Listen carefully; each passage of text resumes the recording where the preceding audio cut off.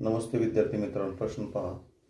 एका दुकानदाराने 18 पेन जेवढ्या रुपयात खरेदी केले तेवढ्याच रुपयात 15 पेन विकले, तर या व्यवहारात नफा किती टक्के? तर बघा, या ठिकाणी 18 पेन किती रुपयाला खरेदी केले आणि 15 पेन किती रुपयाला विकले हे दिले नाही. तर यासाठी आपण काय करायचं माहिती आहे का? तर सुरुवातीला ह्या 18 आणि 15चा लसावी काढायचा. 18 आणि 15चा लसावी किती येतोय? 90 येतोय. तर बघा, 18 पेन जर 90 रुपयाला खरेदी केली असेल तर एका पेनची खरेदी किंमत किती असेल? 5 रुपये. त्यानंतर पुढे काय सांगितलेलं आहे की 15 पेन जे आहेत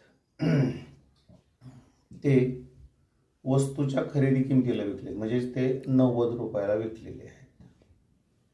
म्हणजेच एका पेनची विक्री किंमत किती असेल? 6 रुपये असेल. मग या ठिकाणी व्यवहारामध्ये नफा किती असेल?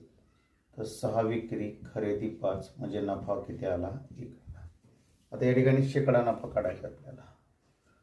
5 रुपयाच्या खरेदीवरती 1 रुपया नफा, तर 100 वरती किती?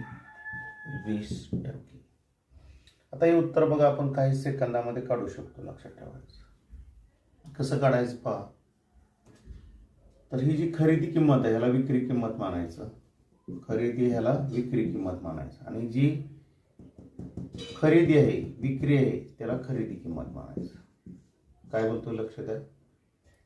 जी खरेदी किंमत आहे त्याला विक्री किंमत मानायचं, आणि जी विक्री आहे त्याला खरेदी किंमत आहे. म्हणजे 15 रुपयाची वस्तू 18 रुपयाला विकली तर किती नफा झाला? 15 रुपयाची वस्तू 18 रुपयाला विकली तर 3 रुपये नफा झाला. तर 100ला किती? तर 20%.